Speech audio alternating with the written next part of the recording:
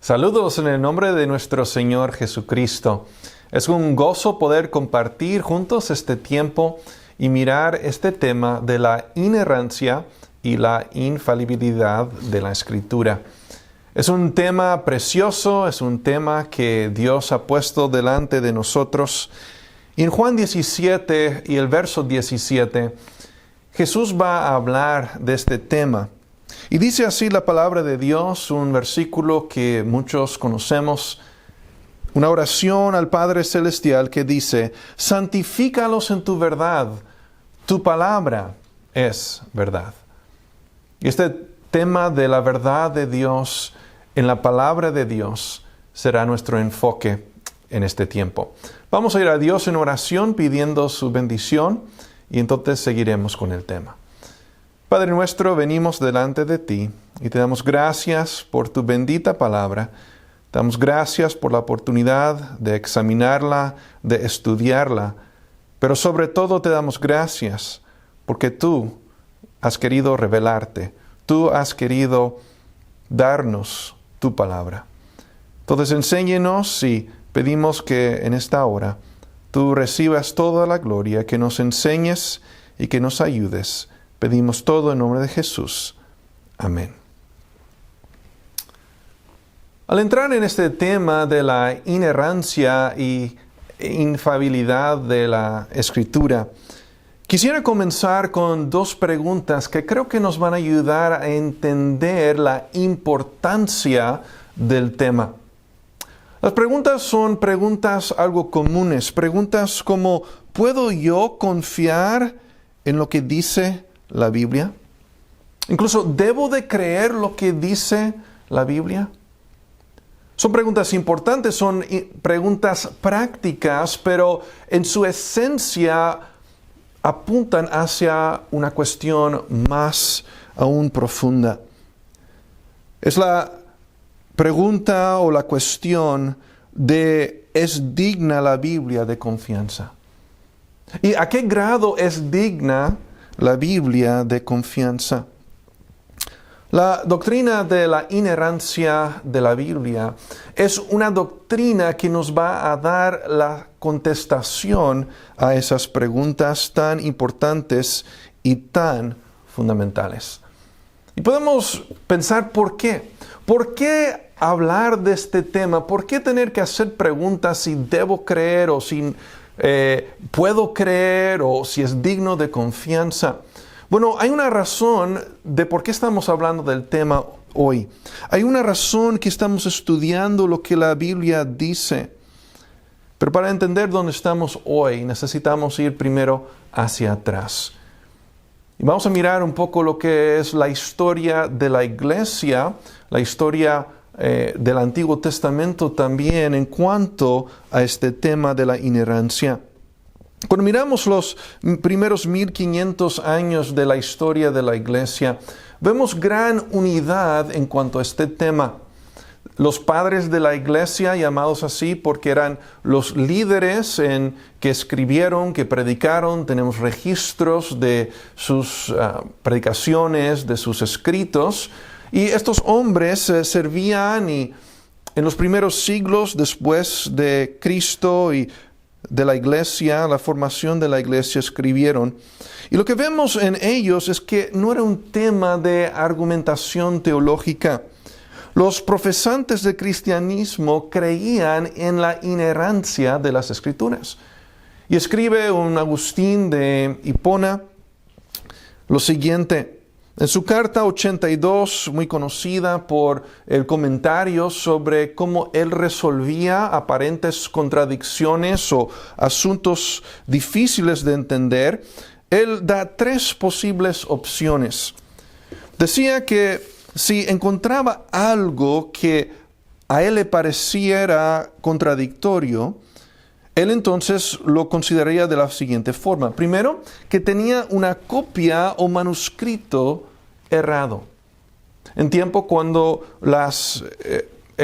Dios dio su palabra y después de eso la gente copiaba a mano las copias de los manuscritos y después de esas copias copiaban otra vez, entendía que alguien pudiera escribir algo mal y decía, es posible que haya una copia o manuscrito donde el error no es error de Dios, sino de la persona que estaba copiando. En tiempos más recientes, en los 1600, unos 20 años después de la primera impresión de la King James, salió una versión que fue conocida como la Wicked Bible o la Biblia malvada. ¿Y por qué fue conocida así? No porque era una mala Biblia, sino porque cuando estaban haciendo la letra para la imprenta, cuando estaban en Éxodo 20 y decía, no cometerás adulterio, le faltó el no. Y en vez de decir, no cometerás adulterio, el texto decía, cometerás adulterio. También es conocido como la Biblia adúltera. Otra vez no estamos comentando sobre la integridad de la Biblia, sino el error de la persona que estaba produciendo el texto. Entonces, cientos, de hecho más de 1000 años antes, Agustín de Hipona escribió, es que entiendo que esto puede pasar. Puede ser que alguien no haya copiado correctamente el texto. Segundo, él decía que el traductor no había captado el significado de la lengua fuente.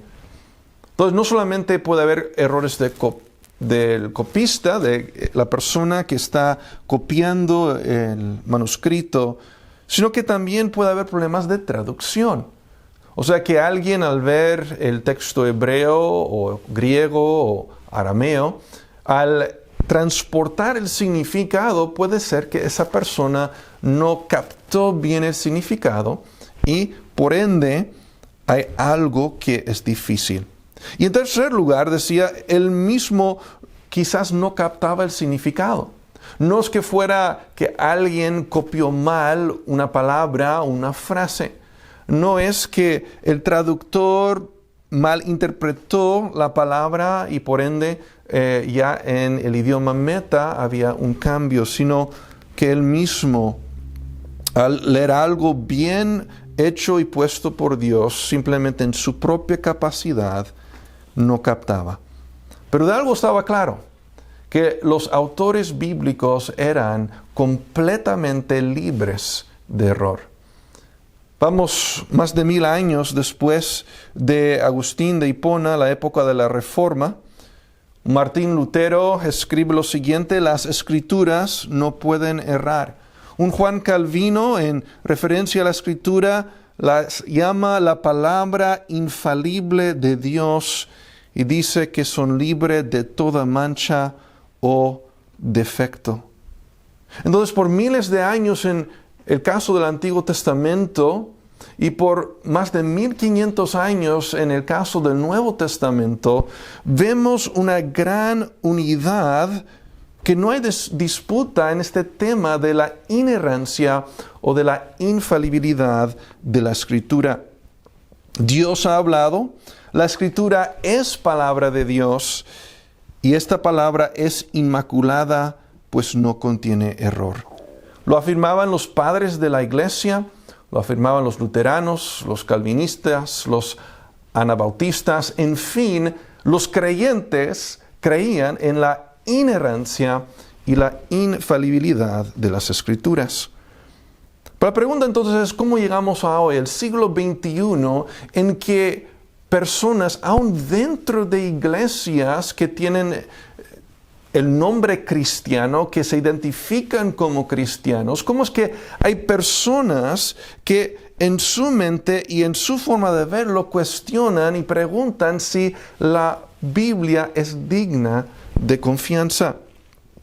Para entender dónde estamos hoy, necesitamos considerar un momento en la historia, una época, podemos también llamarlo un movimiento que define lo que siguió desde ese momento hasta el presente. Y es el momento de la Ilustración. La Ilustración es un tiempo de ciencia. Sigue la época del Renacimiento, donde se redescubre textos y documentos y mucho del conocimiento y de la filosofía del pasado. Y entrando a esta época, diferentes fuentes lo definen con años distintos. Puede ser de 1650 a 1815. Algunos lo definen más estrechamente en los 1700. Pero más o menos en ese siglo de los 1700 vemos este movimiento. Empieza la revolución industrial. Empieza la revolución política también. Es una edad de revolución y hay revolución en las colonias británicas, en el Nuevo Mundo, aquí en los Estados Unidos que se forman. Se encuentra la sangrienta revolución francesa que termina con la monarquía francesa.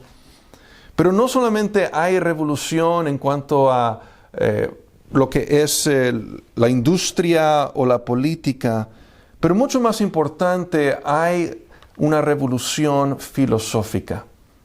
En esta época de la Ilustración tenemos un nuevo movimiento conocido como el racionalismo.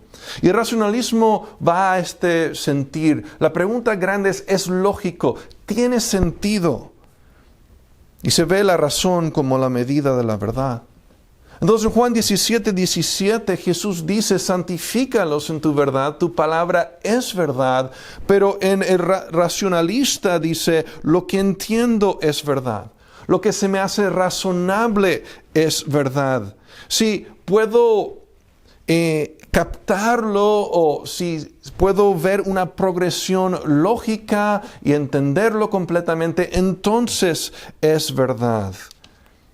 Lo que vemos es en la conciencia del pueblo se va sustituyendo la virtud de la fe con la razonabilidad o los recursos de la razón.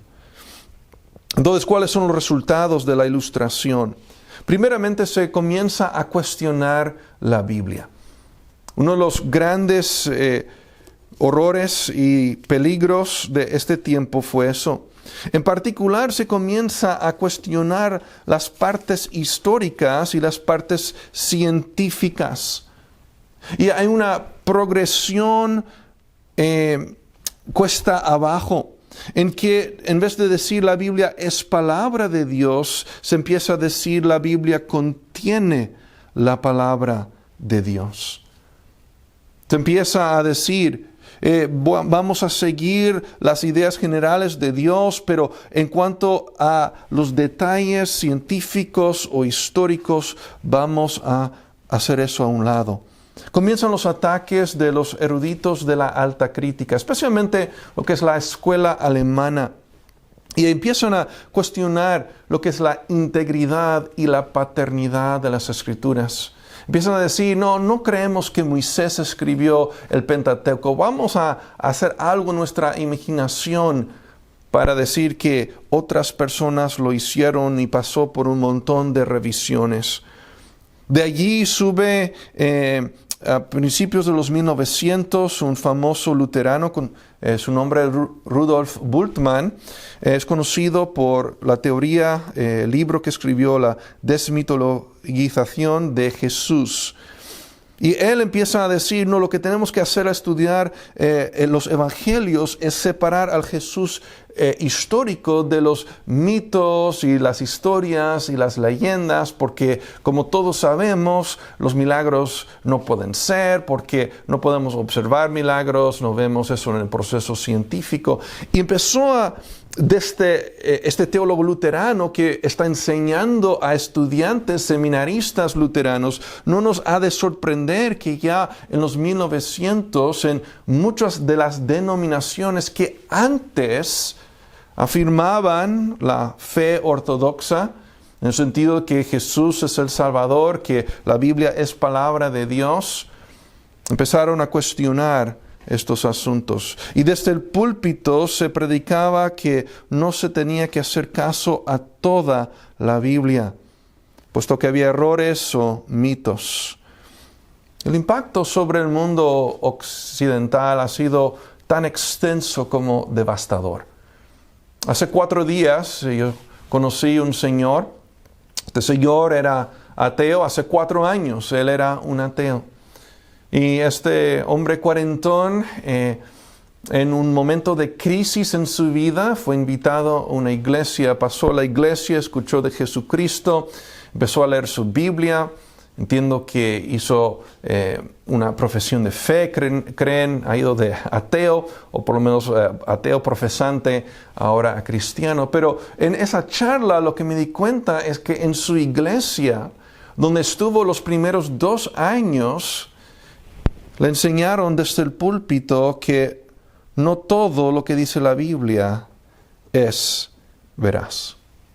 No todos los detalles tenemos que prestarles atención. Y la vida de este señor, que aún esta misma semana conocí y hablé con él, aunque tiene gran entusiasmo por Dios, se ve una confusión en cómo leer la Biblia, cómo vivir la vida cristiana. Intenté ayudarlo un poquito en cuanto a esas cuestiones, pero no es algo que no existe. Lo que son estas cuestiones vitales de si la Biblia es digna de confianza y hasta qué grado es digna de confianza. Estas cuestiones siguen en pie. Hemos hablado de lo que el hombre ha dicho. Hemos hablado de cómo ha afectado iglesias hasta el día de hoy. Pero lo que queremos hacer con estos tiempos y en el estudio es ver qué dice Dios. ¿Qué dice la Biblia acerca de este tema de la inerrancia y la infalibilidad de las Escrituras? Por favor, vaya conmigo a Juan 17, verso 17, donde comenzamos. Dice la palabra de Dios: santifícalos en tu verdad, tu palabra es verdad. Jesús no titubea. El Dios hecho hombre, en su oración al Padre, hace una declaración clara y contundente. Dice, tu palabra es verdad. Pero no es este versículo un versículo aislado. Juan 10 y el verso 35. Aquí en un argumento teológico, gente ha tomado piedras para apedrearle al Señor Jesucristo. ¿Por qué? Porque ha mostrado claramente, ha dicho claramente que es el Mesías. Ha dicho que es igual a Dios. Y gente que aun con los milagros y las señas que rechazan esa autoridad de Dios, toman piedras para apedrearlo.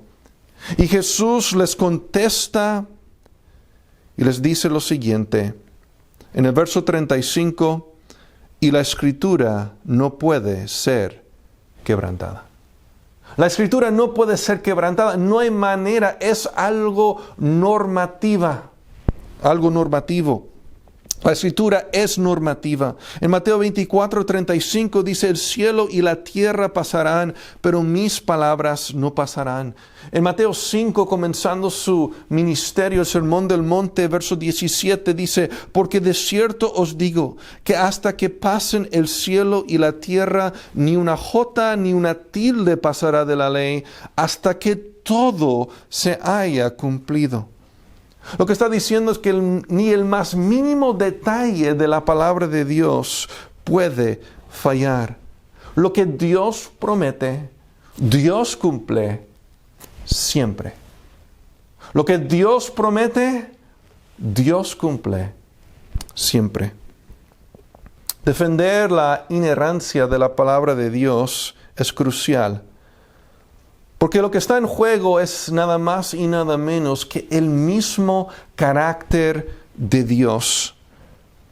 La palabra de Dios en la doctrina de la inspiración, que el hermano Enoch está presentando, nos enseña la inspiración que cada palabra de la Biblia es inspirada o respirada por Dios. Y segunda de Timoteo 3:16 dice, toda la Escritura es inspirada por Dios y útil para enseñar, para redarguir, para corregir, para instruir en justicia.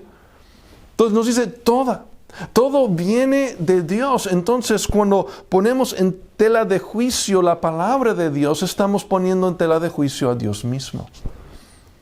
No hay ninguna palabra que no venga de Él. Entonces la pregunta es, si las palabras han venido de Dios, ¿es Dios veraz? Es Dios digno de confianza. Por favor, vaya conmigo en su Biblia, Romanos capítulo 3 y el verso 4. En Romanos 3 y el verso 4 vemos de trasfondo, de contexto, una incredulidad. La pregunta del verso 3 es, pues, ¿qué si algunos de ellos han sido incrédulos? ¿Su incredulidad habrá hecho nula la fidelidad de Dios? En otras palabras, aquí tenemos las personas dudando, las personas no creyendo lo que Dios ha dicho, lo que Dios ha hecho específicamente en la persona del Señor Jesucristo. Y la pregunta es, ¿será que esto ha cambiado? ¿Le ha de una manera estorbado los planes y los propósitos de Dios? ¿Se habrá hecho nula la fidelidad de Dios?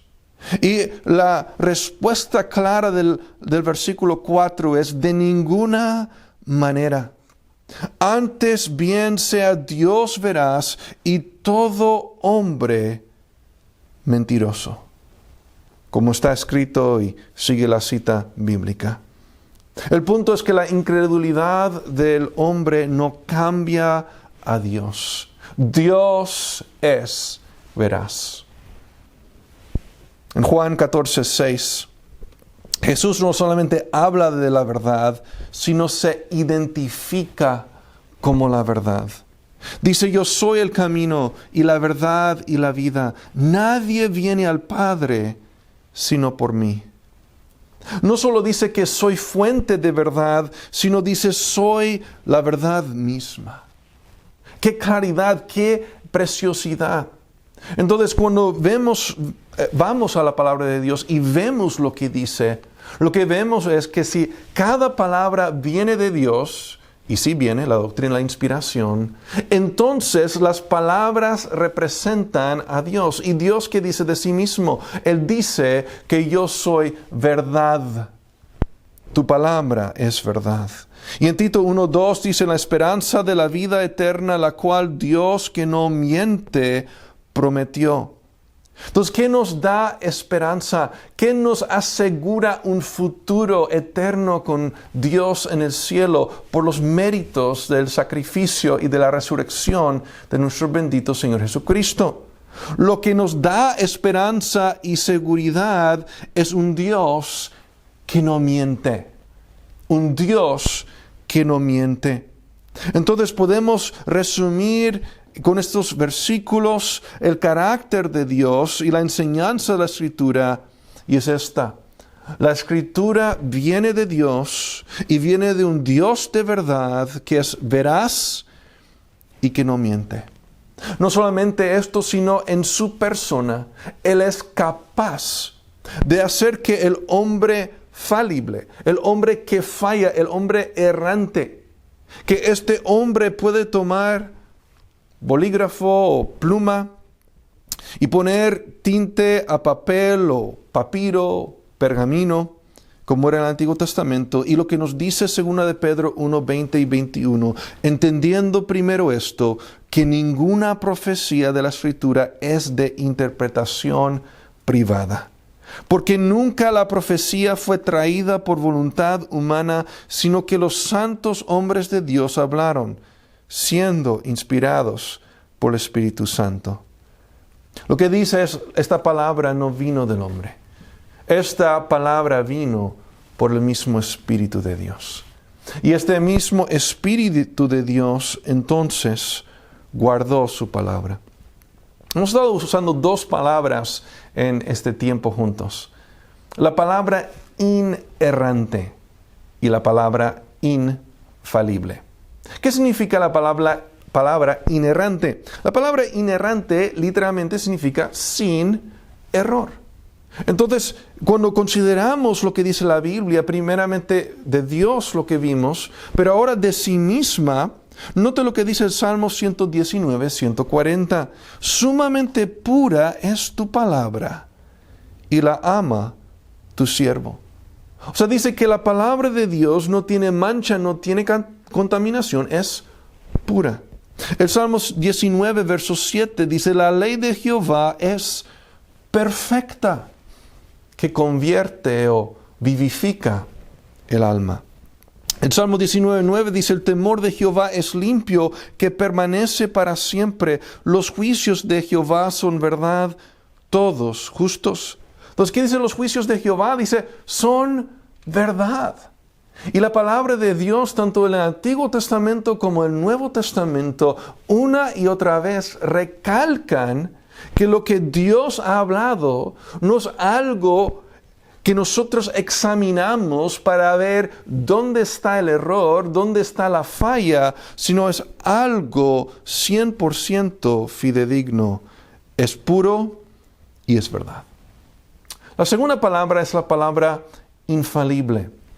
La palabra infalible, muchas veces en iglesias, en cristianismo ortodoxo, conservador, cuando usamos estas palabras, inerrante, infalible, lo usamos de la misma manera.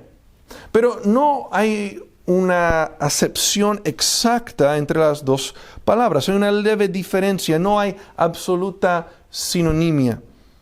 Inerrante quiere resaltar que algo es libre de error, pero infalible resalta que algo no conduce al error, que algo es incapaz de conducir al error. Entonces Dios es claro, tanto su persona como la palabra que emana de su persona. Estas dos son inerrantes e infalibles. Ahora, cuando hablamos de estos términos, tenemos que entender que algunas de las iglesias y denominaciones que se llaman cristianas hoy día van a decir que creen en la inerrancia, pero no en la infalibilidad. Y van a cambiar el significado de lo que es la palabra infalible. El teólogo Miller Erickson identifica 7 posiciones, niveles distintos en cuanto a la inerrancia. Desde lo que es un literalismo excesivo, en que si un número está un número está aproximado, entonces tienen que buscar otra explicación y no entender que así usamos el lenguaje. Desde ese lado sumamente excesivo del literalismo hasta la posición irrelevantista que dice, ¿qué importa hablar de inerrancia? Porque esto es otro escrito de hombres. Entonces, no aplica, ni aplica la palabra. Es interesante el estudio allí. Pero para nosotros queremos usar estas palabras como una definición de lo que la Biblia enseña. Ahora, con ello tenemos que entender que sí hay dificultades en las Escrituras. Yo crecí en España, nací en España, y allí a veces hermanos de la iglesia nos contaban como amigos tenían libros de todos los supuestos errores de la Biblia. Sería negligente estudiar la inerrancia e ignorar que hay pasajes bíblicos difíciles. Hay dificultades con cifras en que de un pasaje a otro parece haber una variedad. Hay problemas con silencio histórico. Por lo menos gente que ataca la Biblia van a decir es que no vemos en la historia nada que concuerde con el relato bíblico. Hay citas con diferencia de palabras, especialmente en los sinópticos y también el Nuevo Testamento citando al Antiguo Testamento. Hay el asunto de las profecías. Y a veces personas que no quieren aceptar la Biblia, que a raíz del movimiento racionalista buscan cualquier cosa, van a decir, mira ahí está la evidencia clara. Bueno, tenemos que entender varias cosas entonces. ¿Qué de las cifras? Algunas de las cifras y las diferencias se pueden resolver al redondear el número. ¿Qué tal las fechas? A veces gente dice, mira las fechas, este dijo tal día, este dijo el otro, y no entienden que había diferentes calendarios usados por los mismos escritores de la palabra de Dios. De hecho, de dos evangelistas narrando la vida de Jesús, uno va a usar el calendario hebreo y el otro va a usar el calendario romano. Entonces, en el mismo relato de la misma cosa que pasó, usan números distintos. Y nosotros podemos estudiar y entender el contexto y la realidad histórica de su día y muchos de estos supuestos errores. Entonces vemos como no, la Biblia, así como dice ser, es inerrante e infalible. Los problemas del silencio de historia. Por muchos años, críticos de la Biblia, en este mismo tiempo que mencionamos la ilustración, saliendo la ilustración, se burlaban de la Biblia porque hablaba de un pueblo fuerte llamado los heteos. Y decían, si era un pueblo, no hemos encontrado ningún registro arqueológico de ellos.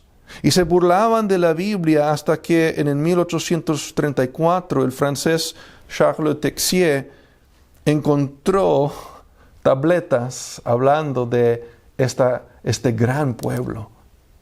Entonces nosotros no creemos la Biblia porque la arqueología por fin se encontró, pero la arqueología confirma la Biblia.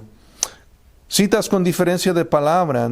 Entendemos que autores o escritores, autores minúscula del Nuevo Testamento, citaban de la Septuaginta, la traducción griega del Nuevo Testamento, el idioma que la gente hablaba. Entendemos que no había citas directas a veces había paráfrasis, y el Espíritu de Dios estaba dirigiendo estos hombres a toda verdad. Y qué precioso es ver algunas de las áreas atacadas como las profecías. Antes de los 1947 y los pocos años que le seguían, muchos de los críticos querían decir que el cuarto cántico de siervo, Isaías 52:13 al 53:12, en que se detalla lo que es el Señor Jesucristo, lo que sería el Mesías en su sufrimiento, en su sacrificio expiatorio, en su muerte y entierro y en su ascensión y glorificación. Críticos de la Biblia decían, no, eso se añadió después de Jesús porque es tan detallado, hasta que en 1947 el muchacho pastor tiró una piedra, escuchó un ruido y ahí el descubrimiento de los rollos del Mar Muerto. Y entre ellos, en la cueva 1, encontraron el manuscrito conocido como 1Q Isaías A. Un manuscrito del libro completo de Isaías, con un estilo de escritura de entre 150, 100 y pocos años antes de Cristo. Y encuentran ese rollo y allí está el pasaje.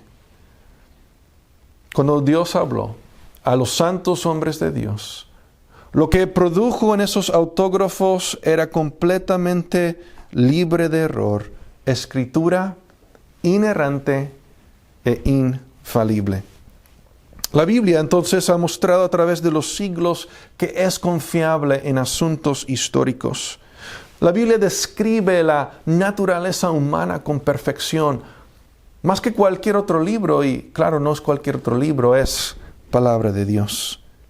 Entonces la Biblia es palabra inspirada por Dios y afirma su pureza, su veracidad, su exactitud y precisión. La aceptamos por fe, pero no es una fe ciega.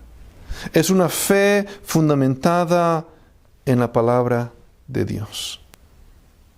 Pero antes de terminar este tiempo de explorar lo que es la inerrancia, infalibilidad de las Escrituras, quisiera terminar mirando entonces qué de mi vida, la aplicación.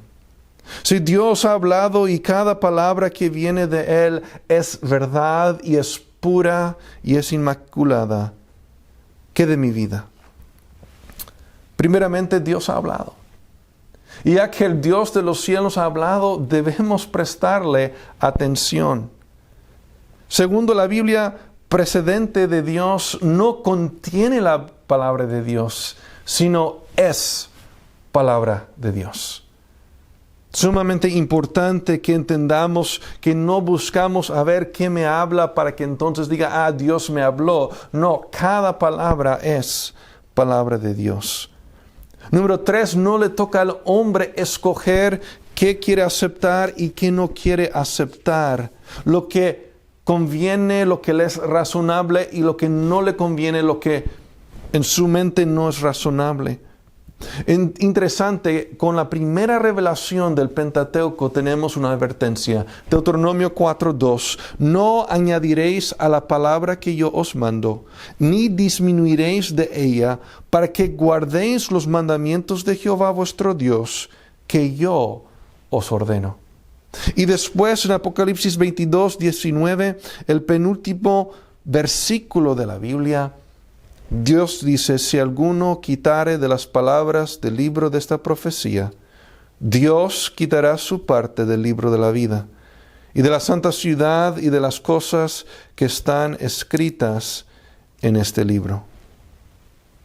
Entonces, en palabras de Jesús en Mateo 11:15 y en muchos otros textos, el que tenga oídos para oír, oiga. Dios nos quiere limpiar y ayudar a través de su autorrevelación. Dios quiere hacer lo que dice Juan 17:17. Santifícalos en tu verdad. Tu palabra es verdad. Dios le bendiga.